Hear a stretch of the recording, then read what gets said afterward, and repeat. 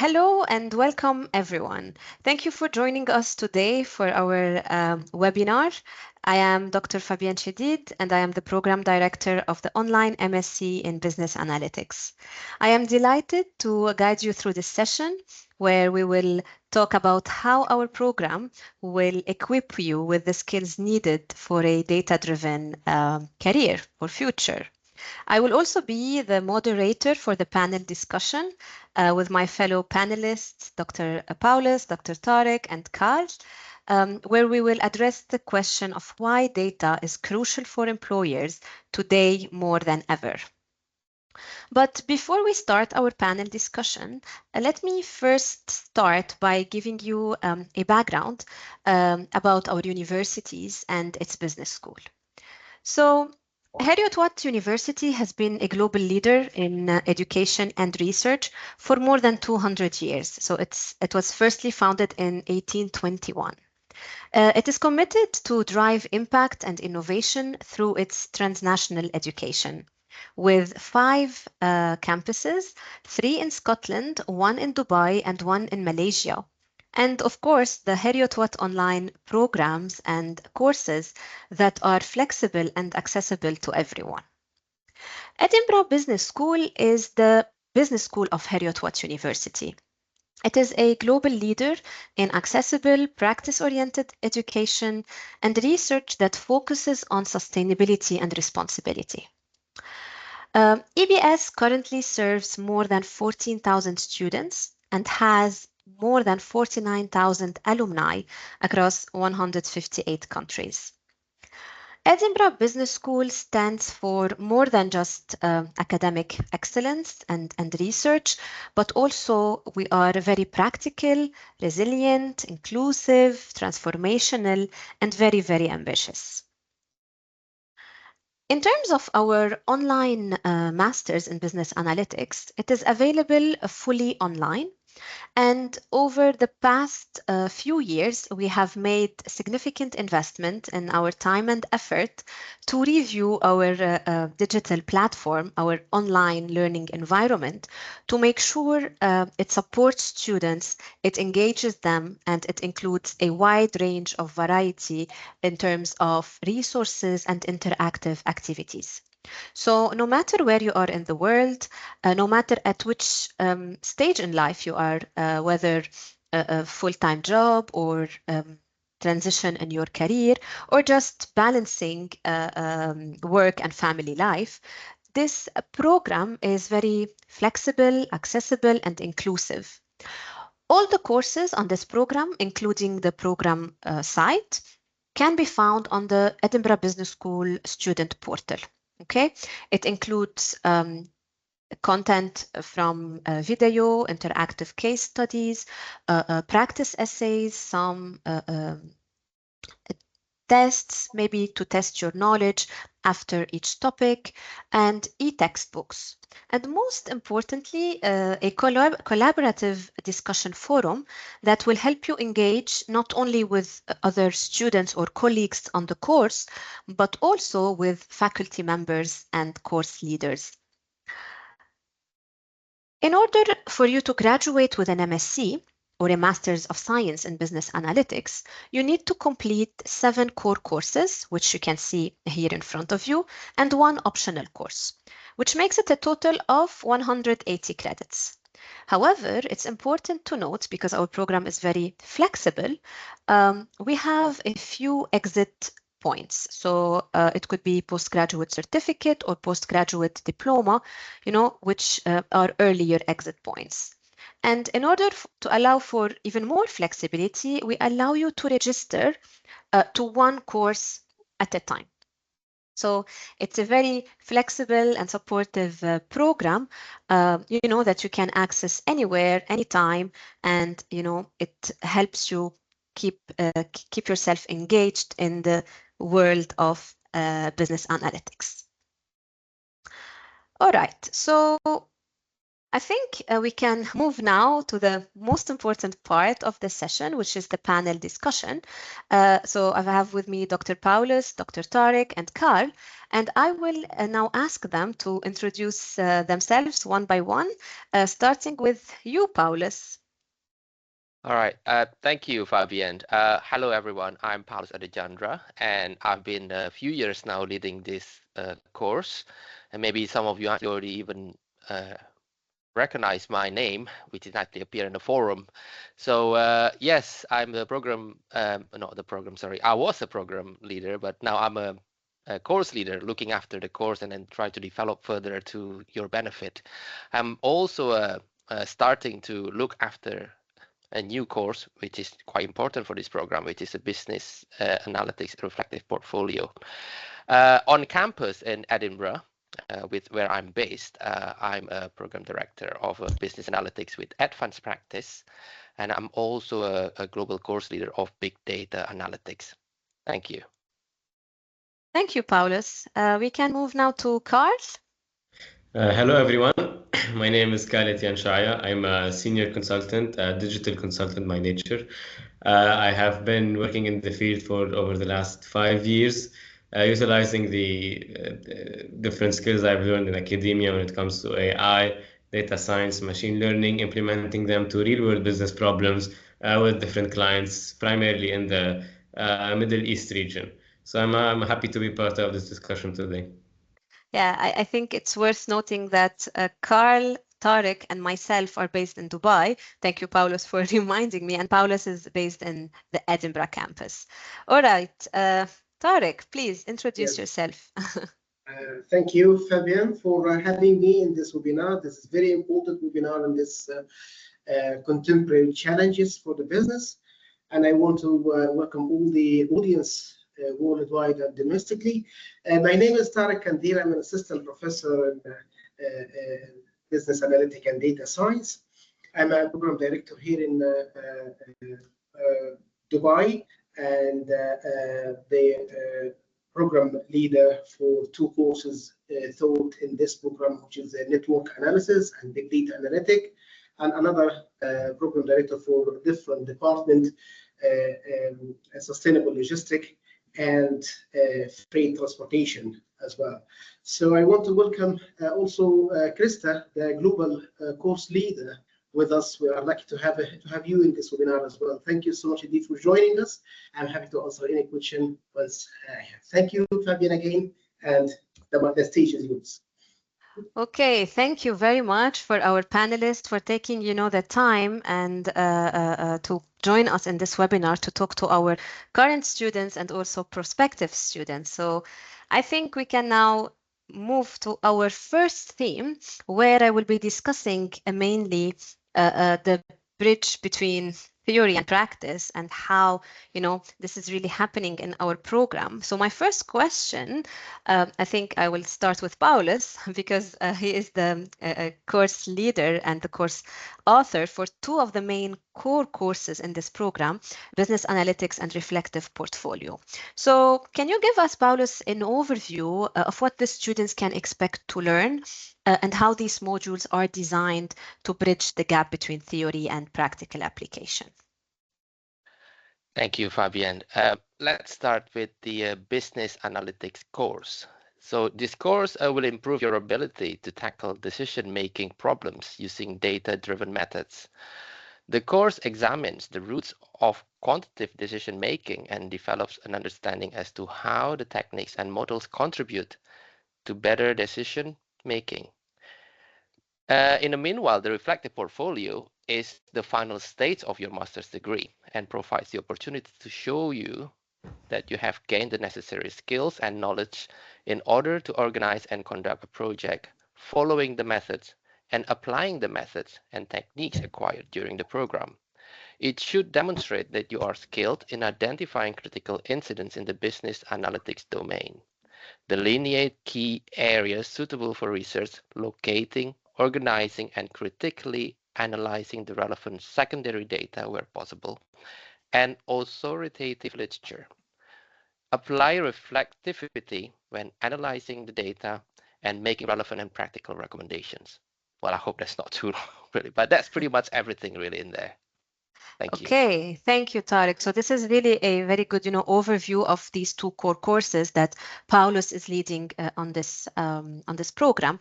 Let me ask you one more question, Paulus. In what ways do you think these courses are helping students to expand their skills? So if we want to talk about the skills that they will be gaining and how it can facilitate their interaction, their engagement in the real world.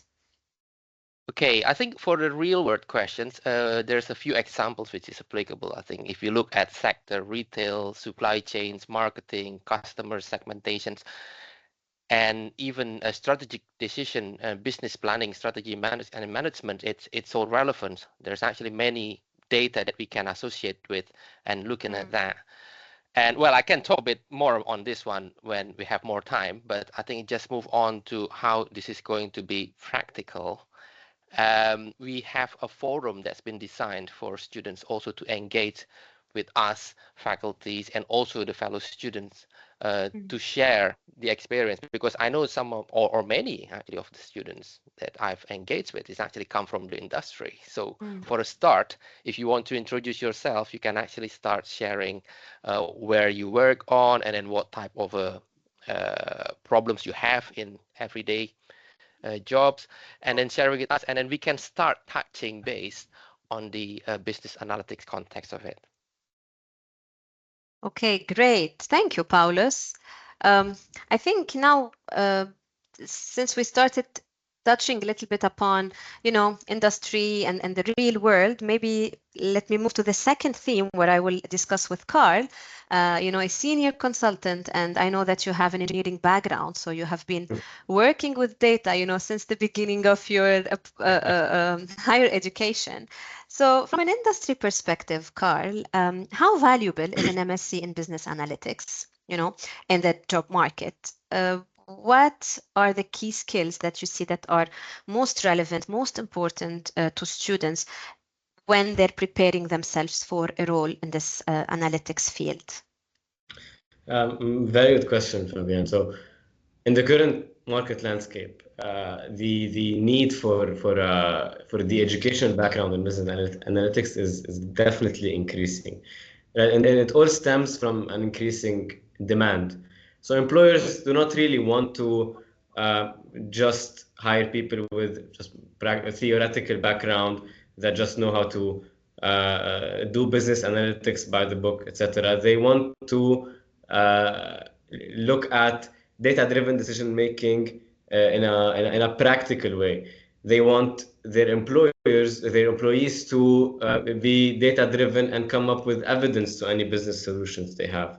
So when an employer tries to look for someone with in the business analytics field, and this is where the MSc will really help, they look at primarily three things. One, they look at depth. So they look at how much you know the topic. So do you understand the math, not just the software? Do you know the meaning behind what you are doing? They also look at range, right? So you don't really need to be focused on one vertical, I would say, one industry vertical, but they would look at someone who understands how to use these practical skills into different industries, different business problems. But they also look at someone who is able to translate, to bridge the gap between technical skills and management. So, and this is a skill that is becoming more and more rare. People are trying to be more specialized in nature, right? So finding the person that is able to bridge the gap between theoretical knowledge and business understanding or management understanding is becoming more and more important. And this is why I feel that the MSc in Business Analytics is becoming more and more important and will prepare anyone to the current job market. Yes, thank you, Carl. And I think the way that you structured your answer is really, very important, because you talk about depth, range, and bridging the gap between technical aspects and this application to business problems. So I will say to the students, take note. But let me ask you one follow-up. So you mentioned that it's more about the combination of two, right? Technical knowledge and also, being engaged with, case studies, applying it to business problems, which we already, offer to our students, as Paulus mentioned, a wide range of different resources and activities that focus on the theory and also, on how to apply it. But how does this combination between theory and practical tools help the graduates to, stand out? So we know that nowadays market is almost, saturated, especially, with those recent development and those, new skills that are needed in the job market. But how this combination of both, will help the employee to stand out? No, definitely. So this offering at the university is extremely important, and it's because, as you rightfully said, the market is becoming more and more saturated. And saturated, I would say saturated with people with theoretical knowledge and theoretical knowledge only. It's important for potential employees or people who want to join the job market to have this practical experience, so that one, they can differentiate themselves, right? People who go into the job market with some evidence of them being able to apply their skills is extremely important and will allow you to differentiate yourself between other let's say master's holders who would not really have the practical expertise. And two, it's important once you land a job, right? Once you land an opportunity, it's important to be able to prove yourself. And theoretical knowledge only will not allow you to do this. You need to, based on some previous experience that you might have gathered at this master's, to actually apply the skills and apply those skills quickly. So having the know-how beforehand is something that will truly boost the start of your career and your entry to the job market. All right. Thank you, Carl. Very, detailed and straightforward answer to our students.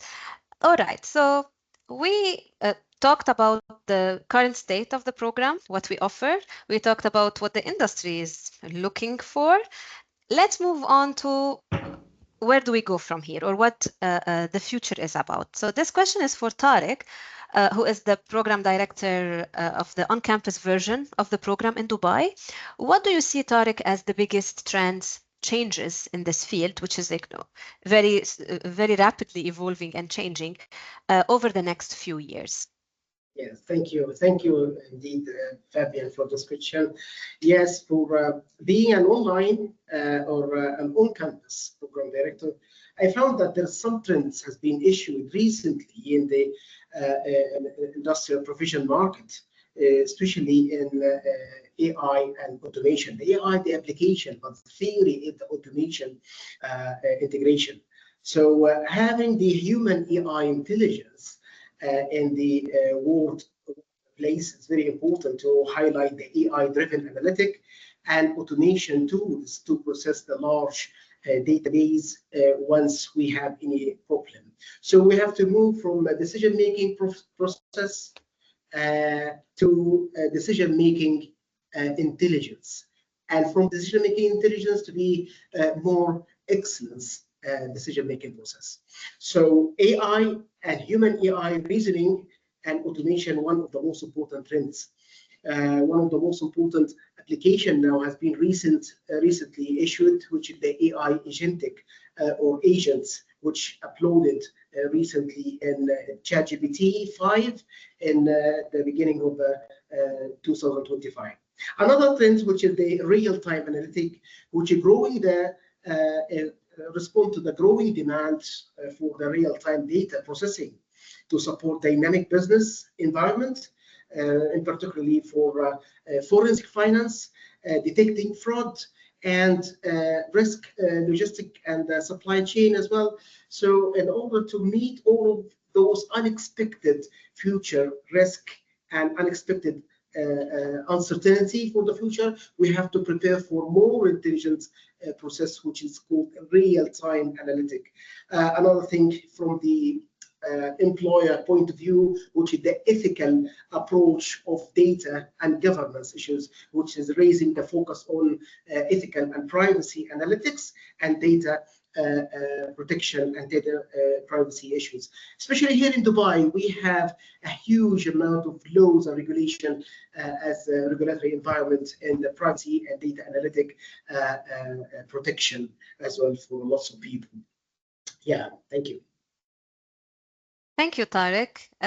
So we see that this field, this data, this business analytics environment is really growing, and we see the changes not only happening in terms of what are the evolving trends or skills for the people who are working with it, but also with the tools and softwares that are being generated and developed, almost on a daily basis. So I just want to also say one more thing, from my point of view as a program director for the online MSc, there is also this need in terms of the future skills for people who are very adaptive, flexible, and I think the way that the program is structured and the fact that you are taking this program online, help you in a way to, manage your time better, be able to do some sort of self-management, time management between, other things you're doing in life and, your studies.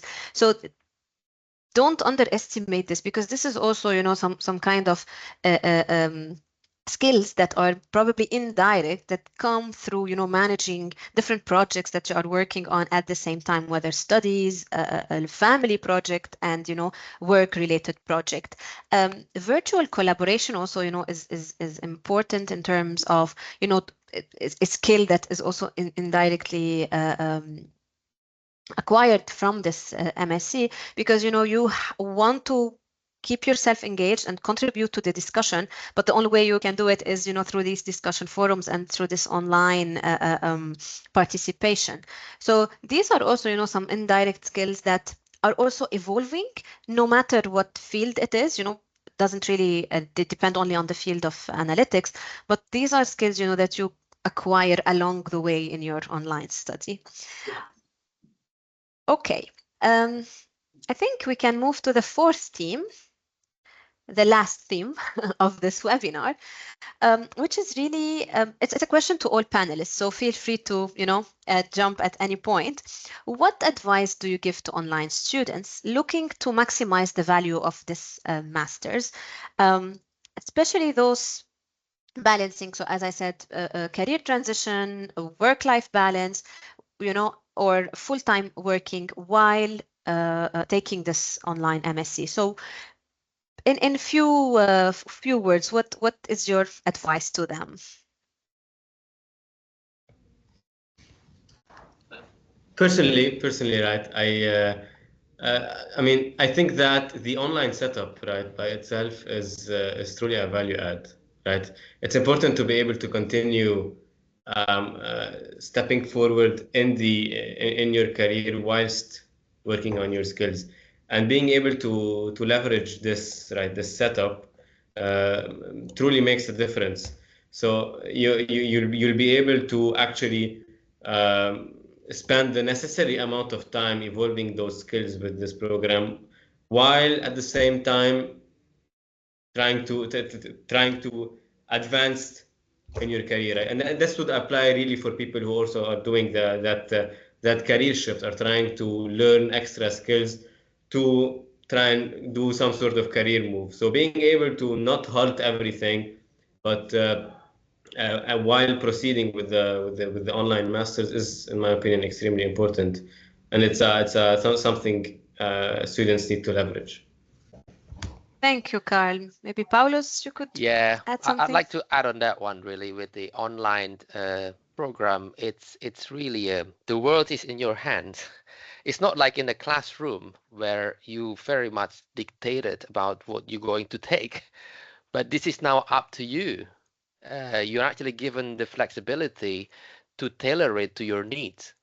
So I think when you look at this analytics from your own spectacles, I mean, from your eyes, you can really apply this into whatever you feel is going to interest to you. And that's why there's actually two related courses. First, the business analytics, which is all the concepts and theories behind the analytics. And then the reflective portfolio, which is basically to use your own experience, whether it's it from personal experience, whether it's it from your professional experience, to explore how these theories and concepts applicable to your needs. So I think my advice or my recommendation would be, well, enjoy the ride, really. I think because this is really the only time probably you're going to use it, and then you only need one or twice to apply these theories and concepts, and after that you will know it the right time for you to make use of it. Believe me, because it's at least this is actually why we've done it in university and seeing many successful stories behind it. I hope this is going to be one as well of yours. Thank you, Paulus. Tariq, I see that you have your hands raised. Maybe Thank you so much indeed for this your question. perspective. Yeah, for online students, you have, as Paulo said, you have a great opportunity to manage your workload from your desk. Yes, and you said, Fabienne, that you have to manage your time. This is a very good word. But how can we manage the time? We need to optimize energy, not just the time. How can we do that? In the online students, we can apply the what's so-called gamification or gamify your study routine. What you have already studied as a case study or a new technology you have already raised, like Python, like for example, our studio, you can post it in motivating or reducing the workload. And if you are a full-time or part-time student and you have a job or part-time job, you can share it with your manager. How can you do that? You can apply this type of application in order to serve or to solve some problem in your minor environment, problem solving issues. Start with this issue and share it with your professional LinkedIn or career LinkedIn or your direct or line manager. Another thing, recently I read about a new discovery called Midversa. This is applying the medical reports and the ChatGPT. Now the ChatGPT worked as another doctor, radiology doctor. So there is a demand for radiologists. However, by discovering the Midversa, reducing this type of demand. Why? Because we enter the reports, like for example, the radiation reports, your sample test, and all of those documentation to Midversa, and you can get a clear diagnosis from this type of technology. I tried to apply something similar to that called EduVersa. We will collect the reports from the industry and from a huge number of industry, and the top 4 like Deloitte, PwC, KPMG, and what are the new trends from the market entered to this software, and they can give us what are the industrial rubrics for example, dissertation. I applied for last event on Friday, which is called the Poster Symposium, and they give us a rubrics related to what the professional industry leaders expected from students who can join them in this summer or the next semester. So they give us this rubrics as a new diagnosis of teaching and learning diseases. And actually we applied and we got a huge number of preference. They prefer this type of rubrics in dissertation, and the feedback coming from the student. So we need to micro place every tiny information has been gained through the classroom and apply it for our line manager or LinkedIn career developer as a small group online, like in the Zoom or Teams, and try to discuss it, try to find solution, alternative solution. This type of participation will find a great interest from the employer in order to get increasing the energy, not searching for more time to work. To be more smart is better than to be, in my own point of view, a hard worker. Thank you.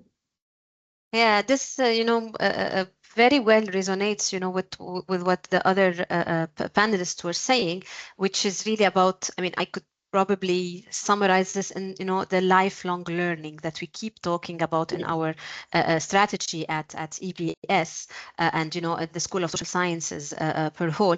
So it's really about keep on learning, exploring, engaging, as you mentioned, Tariq, with all new developments, softwares, tools that not only support us, but can make us much more efficient and production and productive in whatever decision we're trying to make.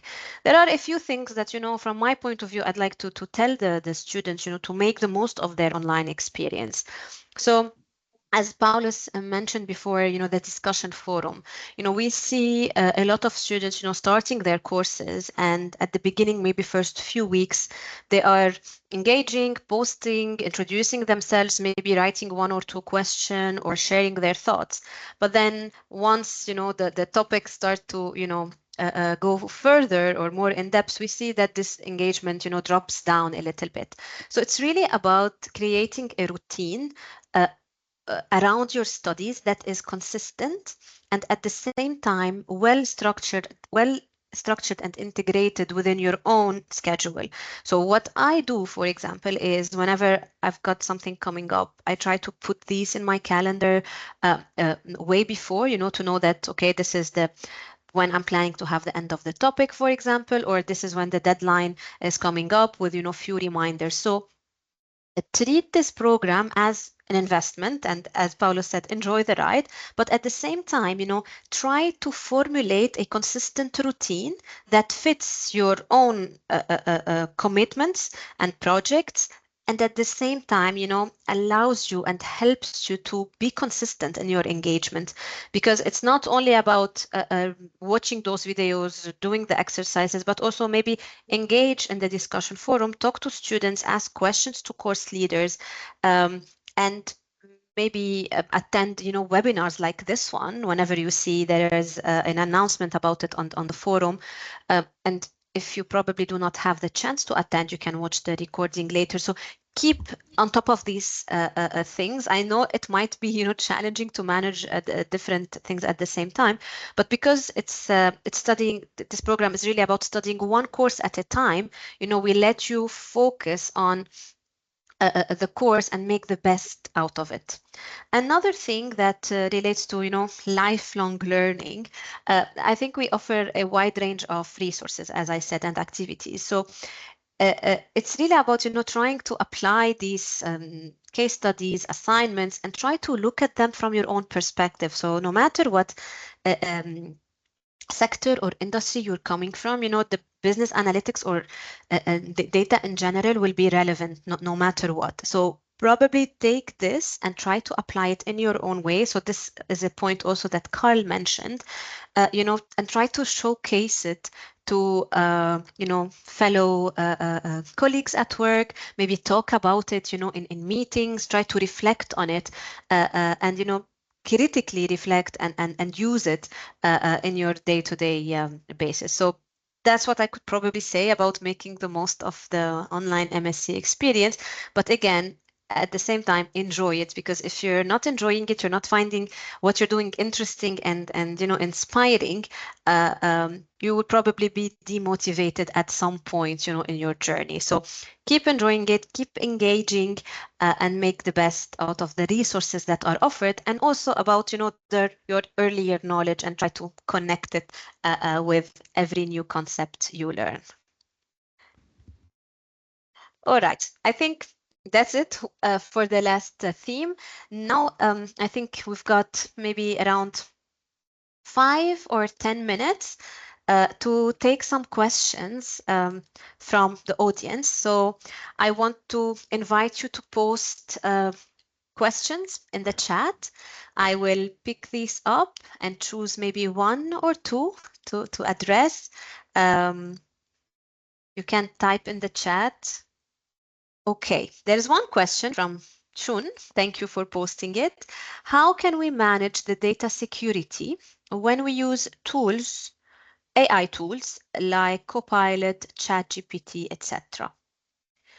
Very important question. I think we are all looking for a way to manage data security and data safety when we use artificial intelligence tools. Does anyone want to probably? I think I can chip in a bit really now to start. Well, I think maybe we have to know first what data security you want to explore here. Is it something to do with your detail, that because you have to download the tools before you can start using it? I think we do this in every computer software models anyway. I mean, if you want to have an email address, for example, you have to register it yourself, and that is going to be the responsibility of the provider of the service to look after your data security. But I think in terms of what the AI use, yeah, it's again, I think normally before you start using many of these tools, you will be posed with the terms and conditions and even contracts that you have to agree before you use the service. So if you feel that you're not secured with the data security information, just don't agree on anything. For example, now it's actually, if you want to join or look at the website, it will ask you first things whether you agreed with the settings of the data that's going to be collected.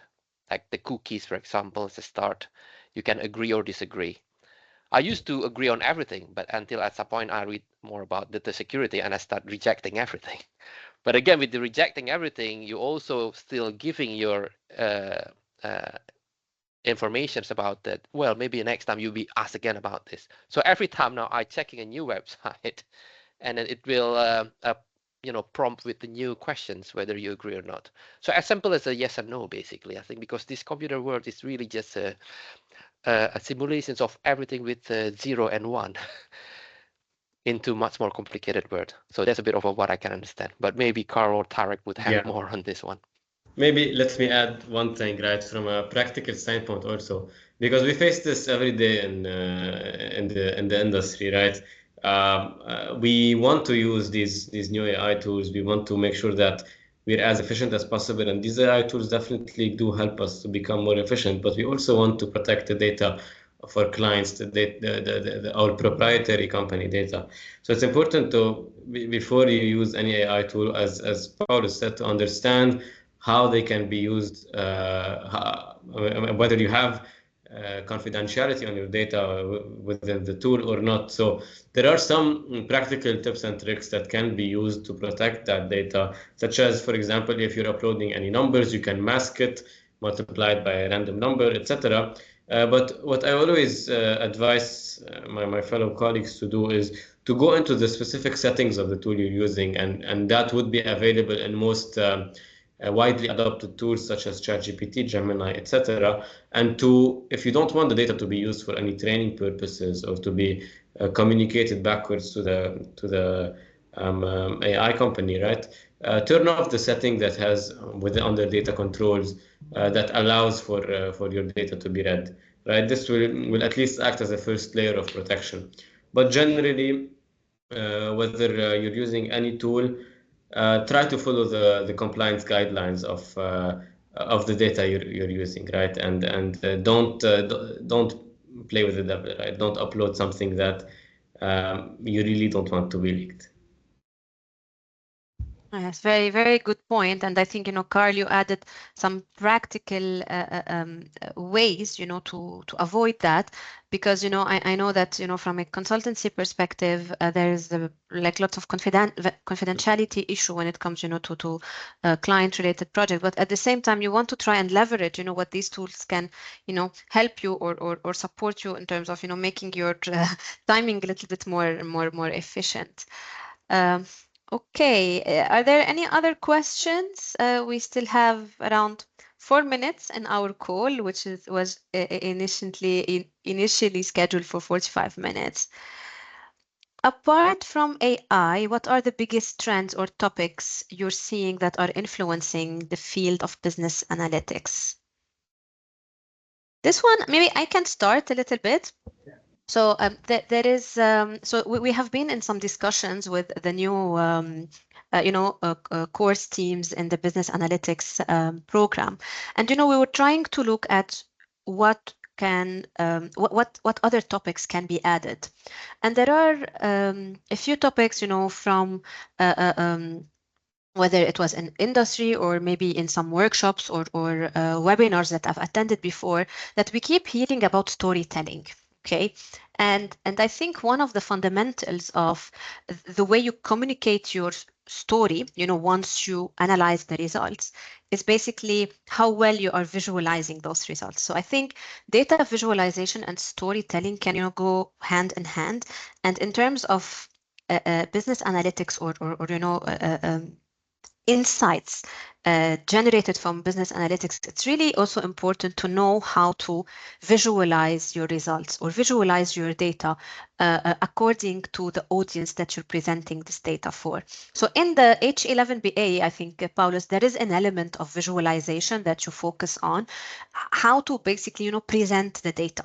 Because if you do not present the data in a proper way, there is no way for the audience to be able to, connect with you or understand what you're trying to communicate with them. So I think that this is like a big topic, and especially in business analytics, students or professionals need to master this art of visualizing the data and storytelling to be able to be more communicative in terms of what this data is really telling us, right? I don't know if you have... Completely agree, Fabienne. No, completely agree. But again, don't take the visualization of the data as simple as a diagram, graphics, illustration. No, it's more than that. It's really about appropriate interpretation of the data fit in by all the knowledge that you have. And this knowledge is not only related with the data, but also your understanding about the sector, understanding about the problems, understanding of the challenge of the sector. And you can fit in, and also your own interpretations from or your own experience, your reflections as well on this. This is part of the visualization that we expect you to master, and then you become a master. Yeah, and also, let me add one thing, also tailor it properly to the audience, because probably different audience, might require different ways to communicate the data with. So I know I keep going back to, your consultancy projects, Carl, where we talked about, sometimes you might want to communicate it differently, right? Yeah. Your visualization probably will be completely different than, when you're talking about the data internally, than presenting it externally. Definitely, it's important to the structured flow of communication is what drives decisions, right? You might have conducted the most amazing analysis, but how you communicate that information is what truly changes the minds of clients, of boards, of CEOs, etc. So it's important to know how to flow from A to Z, right? To communicate that information in a way that keeps the audience, one, entertained, and two, makes sense, right? It's not only about showing graphs and numbers. Yeah. Yes. Yeah. And also, hi Fabienne. So just only one small comment regarding to the new issues or trends for the business analytic. I have received a question from Etisalat CEO who came to the symposium poster, asking me, we need actually to solve out the problem of how can we predict the important product that we need to deliver for the market, and who are the more influenced people that we need to penetrate in order to direct our industrial marketing campaign to meet them. Do you have any student who can discover this problem? So now we take the problem, we take the diseases from the market, and we need to search for a type of medication for that. So there is one student there studying with me the social network analysis, and they have what's so-called closeness or the betweenness impacts of the people who are more influenced to decide what type of solution or business solution we need to direct. So I think the business needs something not only intelligent in terms of analyzing or visualizing, but they need more things which is similarly to be more excellent, to meet on time, on the right quality, right quantity, right techniques, and right time as well. All of those R's at one time to solve out the problem as the first or more faster than other rivals or other competitors.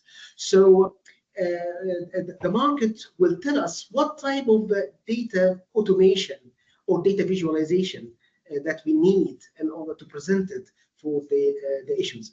I think with more feedback from the market and in the industry, we can search for data ethics, data analytics, data mining, more intelligent, not only intelligent in decision-making process, but also decision-making excellency issues.